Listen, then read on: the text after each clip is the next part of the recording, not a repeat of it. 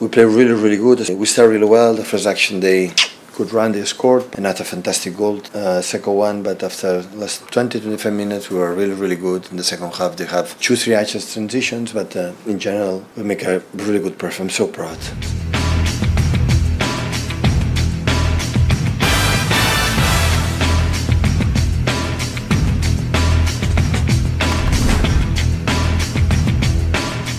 Hello à tous, ravi de vous retrouver dans la quotidienne. À entendre Pep Guardiola, on se dit qu'il a gagné contre Tottenham ou au pire qu'il a fait match nul.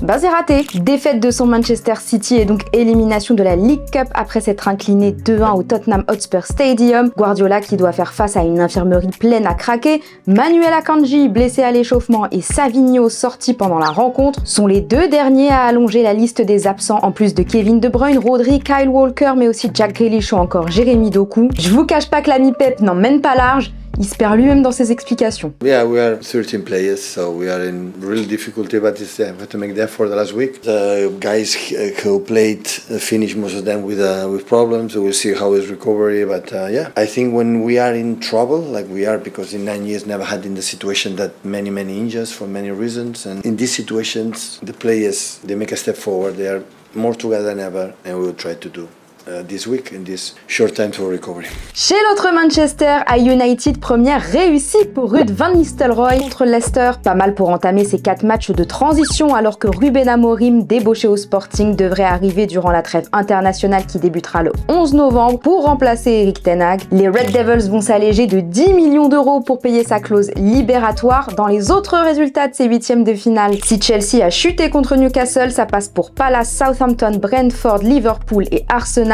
En parlant des Gunners, hier on vous demandait si vous pensiez qu'ils pouvaient être sacrés en Première Ligue cette saison. Alan, pour toi, oui, les Gunners peuvent prétendre au titre car ça fait maintenant plusieurs années que Mikel Arteta arrive à faire appliquer sa philosophie de jeu et ça se ressent dans les performances et les résultats de ses joueurs.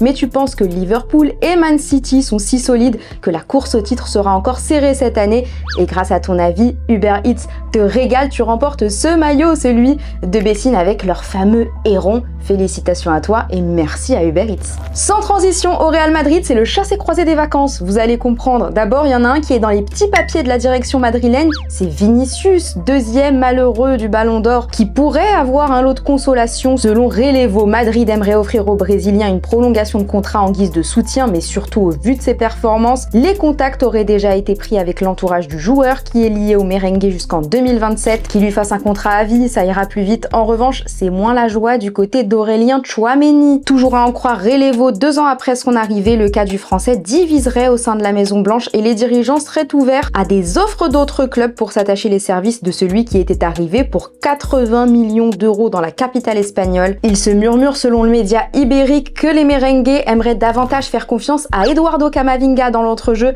Alors je vous pose la question du jour, où pourrait rebondir selon vous Aurélien Tchouaméni en cas de départ du Real Madrid? Vous justifiez évidemment votre réponse, vous nous dites pourquoi et grâce à Uber Eats, vous pourrez remporter un maillot très spécial si votre commentaire est choisi lundi. Et oui, pour la 2e année consécutive, Uber Eats, le partenaire majeur de l'équipe de France, sponsorise 50 clubs de football amateur à travers toute la France et a créé et designé pour eux des maillots vraiment uniques, dignes de clubs professionnels. Des maillots vraiment bonbons, trop stylés. Aujourd'hui, on vous offre celui-ci, celui de l'US Bassin de Longwy. Le club a vécu des saisons difficiles et renaît aujourd'hui de ses cendres, symbolisé par le phénix que vous voyez sur le maillot. On vous fera évidemment gagner d'autres maillots grâce à Uber Eats, alors à vos commentaires que le meilleur gagne.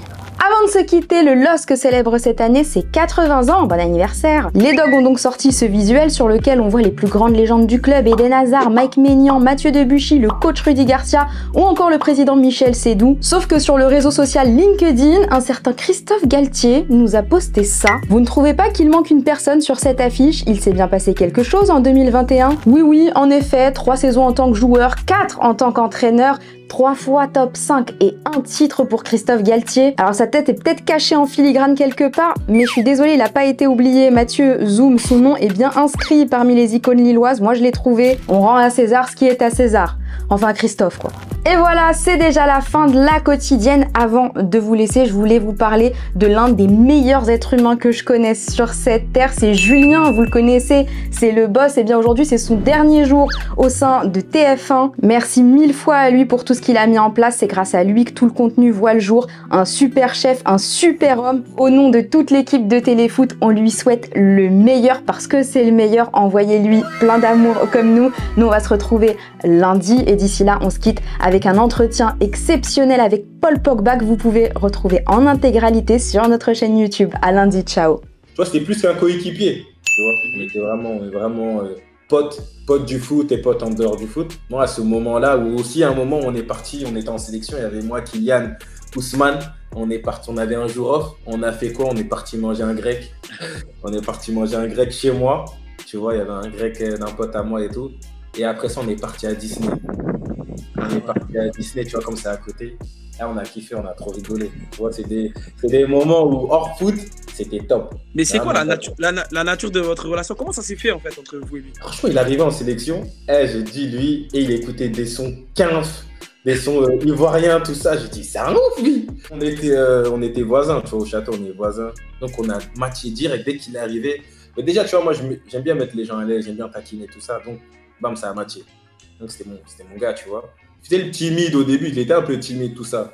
Mais entre nous, tu vois, ça écoutait de la musique, ça dansait et tout. Ah, franchement, ça s'est fait tout seul. On va parler de son côté foot. Son record de matchs disputés avec les Bleus, il en avait fait 84 d'affilée de 2017 à 2023. Est-ce que sa longévité vous impressionne? Franchement, ouais. Ah, moi, je le voyais, je dis, mais... Moi, je me suis blessé, tout ça. Lui, je voyais, il allait tout le temps en sélection, il était là. Tous les matchs. Alors, c'est 90 minutes, la plupart du temps, c'est 90 minutes. Le mec, il court partout. Le mec, il est pro. Il fait attention à lui. Il s'entraîne. Il mange bien. C'est quelque chose qu'on ne voit pas. Mais c'est une personne qui fait attention aussi à ce qu'il fait en dehors du foot. Il est où, Griezmann? Dis-moi le dire, moi. Ça a été un plaisir pour vous d'avoir joué avec lui? Ouais. Non, franchement, j'ai vraiment pris du plaisir. C'est toujours bien. Tu prends toujours du plaisir à jouer avec des grands joueurs. Pour moi, Grisou, c'est un grand joueur. C'est un mec qui comprend. C'est un joueur intelligent. Une très bonne qualité de passe. Très bonne qualité de finition. C'est un plaisir de le voir jouer et d'avoir joué à ses côtés. Vous avez fait un message là il y a quelques jours le concernant. Et moi, j'aimerais bien avoir un message de vous, face caméra.